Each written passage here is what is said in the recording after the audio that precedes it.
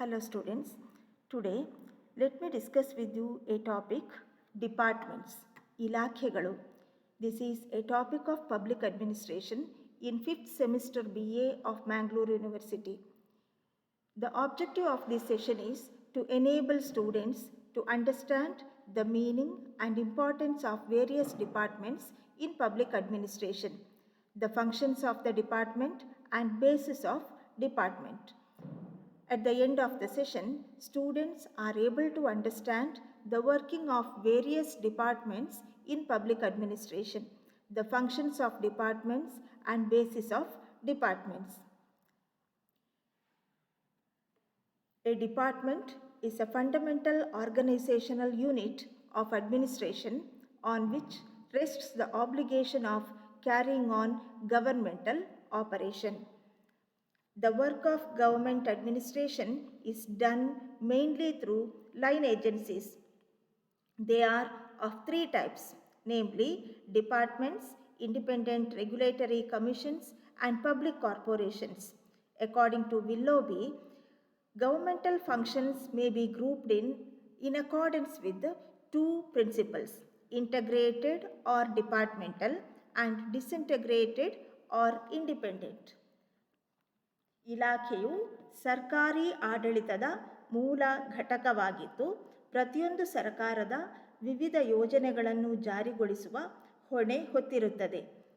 ಸರ್ಕಾರಿ ಆಡಳಿತದ ಕೆಲಸಗಳು ಕಾರ್ಯನಿರ್ವಾಹಕ ವರ್ಗದವರಿಂದ ಮಾಡಲ್ಪಡುತ್ತದೆ. ಅವುಗಳಲ್ಲಿ 3 ಪ್ರಮುಖ ವಿಧಗಳಿವೆ: ಇಲಾಖೆಗಳು, ಸ್ವತಂತ್ರ ನಿಯಂತ್ರಣಾ ಮಂಡಳಿಗಳು ಮತ್ತು ಸಾರ್ವಜನಿಕ ನಿಗಮಗಳು. ವಿಲ್ಲೋಬಿಯವರ ಪ್ರಕಾರ ಸರ್ಕಾರಿ ಕಾರ್ಯಗಳನ್ನು 2 ತತ್ವಗಳ ಆಧಾರದಲ್ಲಿ ವರ್ಗೀಕರಿಸಬಹುದಾಗಿದೆ: ವಿಲೀನೀಕರಣ ಅಥವಾ ಇಲಾಖಾವಾರು ತತ್ವ, ವಿಭಜನೆ ಅಥವಾ ಸ್ವತಂತ್ರವಾದ ಮಂಡಳಿಗಳು. Departmental organisation is the result of the operation of the principle of division of labor in administration.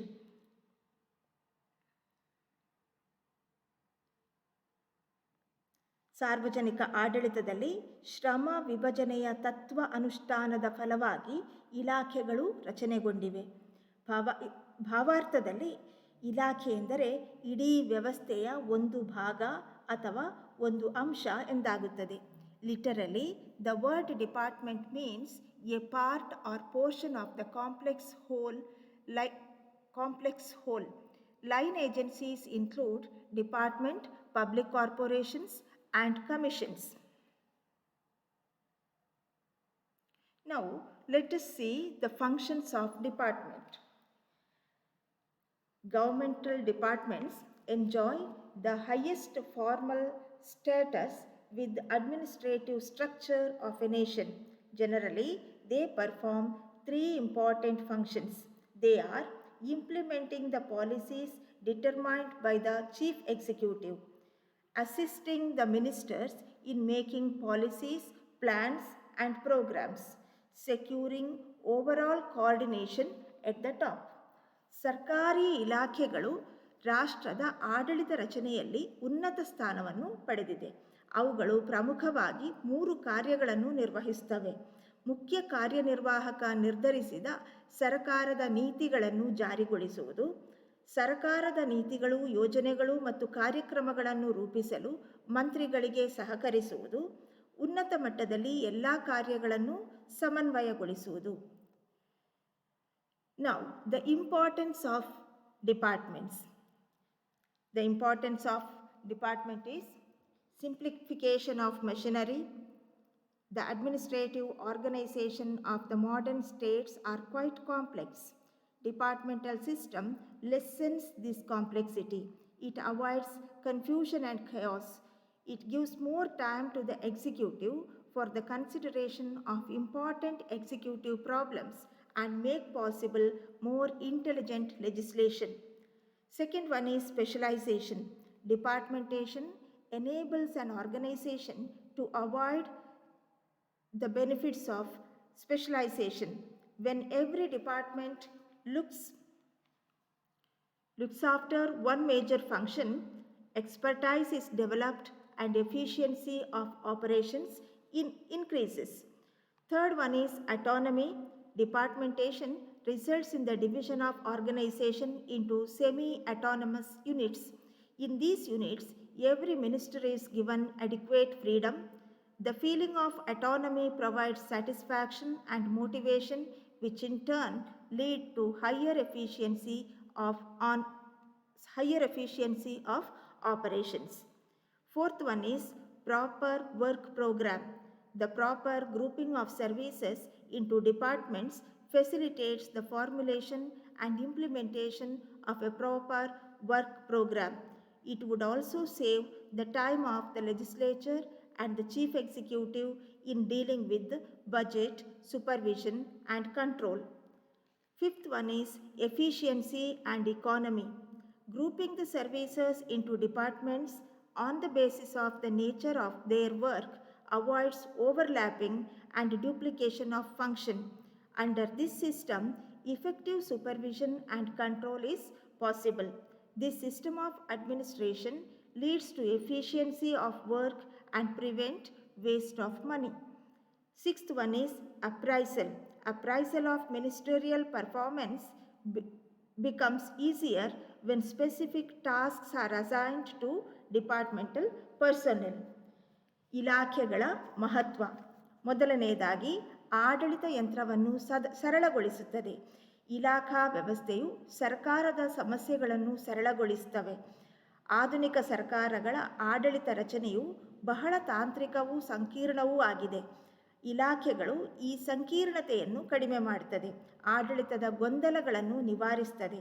ಕಾರ್ಯಾಂಗಕ್ಕೆ ಆಡಳಿತ ಸಮಸ್ಯೆಗಳ ಬಗ್ಗೆ ಹೆಚ್ಚು ಗಮನ ಹರಿಸುವುದಕ್ಕೆ ಅವಕಾಶ ಮಾಡಿಕೊಡುತ್ತದೆ. ಎರಡನೆಯದು ವಿಶಿಷ್ಟೀಕರಣ. ಇಲಾಖೆಗಳು ಆಡಳಿತ ವ್ಯವಸ್ಥೆಗೆ ಪ್ರಾವೀಣ್ಯತೆ ಪಡೆಯಲು ಸಹಕಾರಿಯಾಗಿದೆ. ಪ್ರತಿಯೊಂದು ಇಲಾಖೆಯು ಒಂದು ಪ್ರಮುಖ ವಿಷಯವನ್ನೇ ನಿರ್ವಹಿಸುವುದರಿಂದ ಅದರಲ್ಲಿ ತಜ್ಞತೆ ಬೆಳೆಯುತ್ತದೆ. ಇದರಿಂದ ಇಲಾಖೆಯ ಕಾರ್ಯನಿರ್ವಹಣೆಯಲ್ಲಿ ದಕ್ಷತೆ ಹೆಚ್ಚಾಗ್ತದೆ. ಮೂರನೆಯದು ಸ್ವಾಯತ್ತತೆ. ಇಲಾಖೆಗಳ ರಚನೆಯಿಂದಾಗಿ ಆಡಳಿತ ಸಂಘಟನೆಯು ಅರೆ ಸ್ವಾಯತ್ತ ಸಂಸ್ಥೆಗಳಾಗಿ ವಿಭಜಿಸಲ್ಪಡ್ತವೆ. ಪ್ರತಿಯೊಂದು ಘಟಕದಲ್ಲಿಯೂ ಓರ್ವ ಮಂತ್ರಿಯ ನೇತೃತ್ವ ಇದ್ದು ಆತನಿಗೆ ಅದರ ಕೆಲಸ ಕಾರ್ಯಗಳಿಗೆ ಸಂಬಂಧಪಟ್ಟ ಹಾಗೆ ಸಂಪೂರ್ಣ ಸ್ವಾತಂತ್ರ್ಯವಿರುತ್ತದೆ. ಈ ಸ್ವಾಯತ್ತತೆಯಿಂದ ಅವರ ಕೆಲಸದಲ್ಲಿ ತೃಪ್ತಿ ಉಂಟಾಗಿ ದಕ್ಷತೆ ಹೆಚ್ಚಾಗ್ತದೆ. ನಾಲ್ಕನೆಯದು ಸೂಕ್ತ ಕೆಲಸ ಕಾರ್ಯಗಳ ನಿರ್ವಹಣೆ. ಕೆಲವು ಸೇವೆಗಳನ್ನು ಇಲಾಖೆಗಳಾಗಿ ಒಟ್ಟುಗೂಡಿಸುವುದರಿಂದ ಉತ್ತಮ ಕೆಲಸ ಕಾರ್ಯಗಳ ನಿರ್ವಹಣೆ ಸಾಧ್ಯವಾಗ್ತದೆ. ಅದರಿಂದ ಶಾಸಕಾಂಗದ ಸಮಯ ಉಳಿತಾಯವಾಗ್ತದೆ. ಮುಖ್ಯ ಕಾರ್ಯನಿರ್ವಾಹಕನಿಗೆ ಮುಂಗಡ ಪತ್ರದ ಬಗ್ಗೆ ವ್ಯವಹರಿಸುವುದಕ್ಕೆ, ಮೇಲ್ವಿಚಾರಣೆ ಮಾಡುವುದಕ್ಕೆ, ನಿಯಂತ್ರಣ ಸಾಧಿಸುವುದಕ್ಕೆ ಸುಲಭವಾಗ್ತದೆ. ಐದನೆಯದು ದಕ್ಷತೆ ಮತ್ತು ಮಿತವ್ಯಯ. ಕೆಲವು ಸೇವೆಗಳ ಸ್ವರೂಪವನ್ನು ಅನುಸರಿಸಿ ಅವುಗಳನ್ನು ಇಲಾಖೆಗಳಾಗಿ ಒಟ್ಟುಗೂಡಿಸುವುದರಿಂದ ಕಾರ್ಯಗಳ ಪುನರಾವರ್ತನೆ ಆಗುವುದು ನಿಲ್ತದೆ. ಅಲ್ಲದೆ ಈ ವ್ಯವಸ್ಥೆಯಲ್ಲಿ ಪರಿಣಾಮಕಾರಿ ಮೇಲ್ವಿಚಾರಣೆ ಮತ್ತು ನಿಯಂತ್ರಣವೂ ಸಾಧ್ಯವಾಗ್ತದೆ. ಹೀಗೆ ಈ ವ್ಯವಸ್ಥೆಯ ಆಡಳಿತದಲ್ಲಿ ಕಾರ್ಯದಕ್ಷತೆ ಹೆಚ್ಚಿ ಮಿತವ್ಯಯ ಸಾಧಿಸಲ್ಪಡ್ತವೆ. ಆರನೆಯದು ಗುಣಮಟ್ಟದ ನಿಷ್ಕರ್ಷೆ. ಪ್ರತಿಯೊಂದು ಇಲಾಖೆಗಳಿಗೂ ಒಬ್ಬೊಬ್ಬ ಮಂತ್ರಿಗಳಿರುವುದರಿಂದ, ಪ್ರತಿಯೊಂದು ಮಂತ್ರಿಗೂ ಒಂದು ಇಲಾಖೆಯ ಜವಾಬ್ದಾರಿ ಇರುವುದರಿಂದ ಆ ಇಲಾಖೆಯಲ್ಲಿ ಹೇಗೆ ಕಾರ್ಯನಿರ್ವಹಿಸಲಾಗಿದೆ ಎಂದು ಸುಲಭವಾಗಿ ಆತನ ಕಾರ್ಯವೈಖರಿಯನ್ನು ಅಳೆಯಬಹುದಾಗಿದೆ. Now let us discuss the basis of department. An American expert in public administration, Luther Gulick, identified 4 bases or criteria for creating department and dividing work among them. They are purpose principle, process principle, persons or clientele principle, place or geographical principle. ಸರಕಾರದ ಆಡಳಿತವನ್ನು ಇಲಾಖೆಗಳಾಗಿ ವಿಂಗಡಿಸಲು 4 ಮುಖ್ಯ ಆಧಾರಗಳಿವೆ. Luther ಗುಲಿಕ್ ಎಂಬ ಸಾರ್ವಜನಿಕ ಆಡಳಿತದ ತಜ್ಞ 4 ಆಧಾರಗಳಲ್ಲಿ ಇಲಾಖೆಗಳನ್ನು ವಿಂಗಡಿಸಬಹುದು ಎಂದಿದ್ದಾನೆ. ಅವುಗಳೇನೆಂದರೆ ಉದ್ದೇಶ ತತ್ವ, ಕಾರ್ಯವಿಧಾನ ತತ್ವ, ವ್ಯಕ್ತಿ ಅಥವಾ ಕಕ್ಷಿಗಾರ ತತ್ವ, ಸ್ಥಳ ಅಥವಾ ಭೌಗೋಳಿಕ ತತ್ವ. ಅದರಲ್ಲಿ ಮೊದಲನೆಯದು ಉದ್ದೇಶ ಅಥವಾ ಕಾರ್ಯತತ್ವ, functional or purpose principle. where the administrative business is organized on the basis of nature of functions or purpose, then that department is said to have been created on the basis of purpose principle.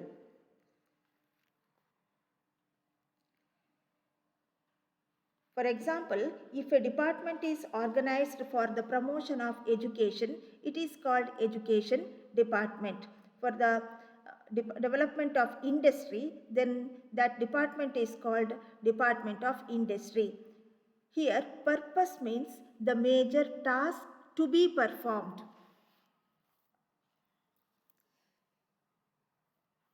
ಎಲ್ಲ ಆಡಳಿತ ವ್ಯವಹಾರಗಳನ್ನು ಅವುಗಳು ಮಾಡುವ ಕಾರ್ಯಗಳ ಸ್ವರೂಪ ಅಥವಾ ಉದ್ದೇಶಗಳ ಆಧಾರದಲ್ಲಿ ವಿಂಗಡಿಸಲಾಗಿದ್ದರೆ ಅಂತಹ ಇಲಾಖೆಗಳನ್ನು ಕಾರ್ಯತತ್ವ ಇಲಾಖೆಗಳು ಅಂತೇವೆ. ಉದಾಹರಣೆಗೆ, ಒಂದು ಇಲಾಖೆಯನ್ನು ಶಿಕ್ಷಣದ ಕಾರ್ಯ ಉದ್ದೇಶದಿಂದ ಸಂಘಟಿಸಲಾಗಿದ್ದರೆ ಆಗ ಆ ಇಲಾಖೆಯನ್ನು ಶಿಕ್ಷಣ ಇಲಾಖೆ ಅಂತೇವೆ. ಹಾಗೆ ಉದ್ದೇಶ ಅಂದರೆ ಇಲ್ಲಿ ಇಲಾಖೆ ನಿರ್ವಹಿಸುವ ಪ್ರಮುಖ ಕಾರ್ಯ ಎನ್ನುವ ಅರ್ಥವನ್ನು ನೀಡುತ್ತದೆ. Second one is process or professional principal.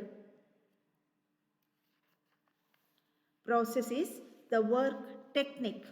It stands for the technical or specialized skill that is used in doing a certain type of function. The second basis of organization is that of process. It stands for the technical or specialized skill that is used in doing a certain type of function. Example, engineering, accounting, stenography, legal advice, etc. Department is created on the basis of the technical skill involved in the performance of work. ಸರ್ಕಾರಿ ಇಲಾಖೆಗಳ ರಚನೆಯ ಎರಡನೇ ತತ್ವವೆಂದರೆ ಕಾರ್ಯವಿಧಾನ ಅಥವಾ ವೃತ್ತಿ ತತ್ವವಾಗಿದೆ. ಇಲ್ಲಿ ಕಾರ್ಯವಿಧಾನವೆಂದರೆ ಕೆಲಸದ ತಂತ್ರವಾಗಿದೆ ಅಥವಾ ಒಂದು ಕಾರ್ಯದ ಬಗ್ಗೆ ಇರುವ ವಿಶೇಷ ಪರಿಜ್ಞಾನವಾಗಿದೆ. ಅಂದರೆ ಕೆಲವು ವಿಶಿಷ್ಟ ಸ್ವರೂಪದ ಕೆಲಸವನ್ನು ನಿರ್ವಹಿಸಬೇಕಾದರೆ ತಾಂತ್ರಿಕ ಕುಶಲತೆ ಅಥವಾ ವೃತ್ತಿ ನೈಪುಣ್ಯ ಬೇಕಾಗ್ತದೆ. ಉದಾಹರಣೆಗೆ ಇಂಜಿನಿಯರಿಂಗ್ ಕೆಲಸ, ಲೆಕ್ಕಪತ್ರಗಳ ನಿರ್ವಹಣೆ, ಕಾನೂನು ಸಲಹೆ ಮುಂತಾದವುಗಳು. ಇಲ್ಲಿ ತಾಂತ್ರಿಕ ಪರಿಣತಿಯ ಆಧಾರದ ಮೇಲೆ ಇಲಾಖೆಗಳನ್ನು ರಚಿಸಲಾಗುತ್ತದೆ. The third principle to be followed is persons or client principles. Sometimes some special groups have some special problems which require the special attention of the government. When a department is established to meet the special problems of a section of community, the basis of such department is said to be persons or client basis. Example is rehabilitation ministry, tribal welfare department, etc.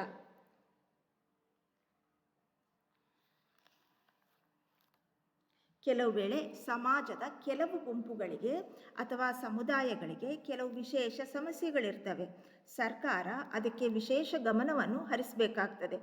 ಯಾವಾಗ ಒಂದು ನಿರ್ದಿಷ್ಟ ಗುಂಪಿನ ವಿಶೇಷ ಸಮಸ್ಯೆಗಳ ಪರಿಹಾರಕ್ಕಾಗಿ ಇಲಾಖೆ ಸೃಷ್ಟಿಯಾಗ್ತದೆಯೋ ಅಂತಹ ಇಲಾಖೆಗಳನ್ನು ಕಕ್ಷಿದಾರ ಅಥವಾ ಸೇವೆ ಪಡೆಯುವ ವ್ಯಕ್ತಿಗಳ ಆಧಾರಿತ ಇಲಾಖೆಗಳು ಅನ್ನಬಹುದು. ಇಂತಹ ಇಲಾಖೆಗಳು ಸಂಬಂಧಪಟ್ಟ ವರ್ಗದ ಎಲ್ಲ ಅಗತ್ಯಗಳನ್ನು ಪೂರೈಸುತ್ತವೆ. ಉದಾಹರಣೆಗೆ, ಭಾರತದಲ್ಲಿ ದೇಶ ವಿಭಜನೆಯ ಪರಿಣಾಮವಾಗಿ ಉದ್ಭವಿಸಿದ ನಿರಾಶ್ರಿತರ ಸಮಸ್ಯೆಯನ್ನು ಎದುರಿಸಲು ನಿರಾಶ್ರಿತರ ಪುನರ್ವಸತಿ ಇಲಾಖೆಯನ್ನು ರಚನೆ ಮಾಡಲಾಯಿತು. ಹಾಗೆಯೇ ಕೆಲವು ರಾಜ್ಯಗಳಲ್ಲಿ ಗುಡ್ಡಗಾಡು ಜನರ ಅಗತ್ಯಗಳನ್ನು ಪೂರೈಸಲು ಗುಡ್ಡಗಾಡು ಜನರ ಕಲ್ಯಾಣ ಇಲಾಖೆಗಳನ್ನು ರಚನೆ ಮಾಡಲಾಗಿದೆ. Fourth principle is place or geographical principle. It is the fourth method of departmental organization. Place refers to the geographical area covered by an organization. If place or geographical area serves as the basis for the organization of a department, then it is called geographical principle. This kind of department is formed to serve a particular area. The Forest Department, the Zonal Office of the Ministry of Railways, and the Damodar Valley Corporation are good examples for place organization.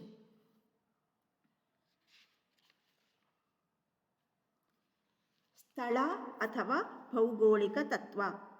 ಒಂದು ವೇಳೆ ಸ್ಥಳ ಅಥವಾ ಭೌಗೋಳಿಕ ನೆಲೆ ಇಲಾಖಾ ರಚನೆಯ ಮೂಲಾಧಾರವಾದರೆ ಆಗ ಅದನ್ನು ಭೌಗೋಳಿಕ ತತ್ವ ಎನ್ನುತ್ತೇವೆ. ಕೆಲವು ಪ್ರದೇಶಗಳಿಗೆ ಅಥವಾ ಭೌಗೋಳಿಕ ಭಾಗಗಳಿಗೆ ಅದರದೇ ಆದ ಸಮಸ್ಯೆಗಳಿರ್ತವೆ. ಅಂತಹ ಸಮಸ್ಯೆಗಳನ್ನು ಪರಿಹರಿಸಲು, ಅದರ ಬಗ್ಗೆ ಗಮನ ಹರಿಸಲು ಇಲಾಖೆಗಳನ್ನು ರಚನೆ ಮಾಡಲಾಗ್ತದೆ. ಈ ತತ್ವದ ಆಧಾರದ ಮೇಲೆ ಇಲಾಖೆಗಳನ್ನು ರಚನೆ ಮಾಡಿದರೆ ಅಂತಹ ರಚನೆಗೆ ಆಧಾರ ಸ್ಥಳ ಅಥವಾ ಭೌಗೋಳಿಕ ತತ್ವವಾಗಿರ್ತದೆ. ಉದಾಹರಣೆ ಅರಣ್ಯ ಇಲಾಖೆ, ರೈಲ್ವೆ ಇಲಾಖೆಯ ಪ್ರಾದೇಶಿಕ ವಿಭಾಗಗಳು, ದಾಮೋದರ ಕಣಿವೆ ಕಾರ್ಪೊರೇಷನ್ ಮುಂತಾದವುಗಳು. ಅವು ಆಯಾ ಪ್ರದೇಶದ ಅಭಿವೃದ್ಧಿ ಯೋಜನೆಗಳಿಗೆ ಸಂಬಂಧಪಟ್ಟಂತಹ ಕಾರ್ಯಗಳನ್ನು ನೋಡಿಕೊಳ್ತವೆ. Now let us have a recap. A department is a fundamental organizational unit of administration on which rests the obligation of carrying on governmental operation. Process, purpose, client, and area are the principles of departments. Thank you.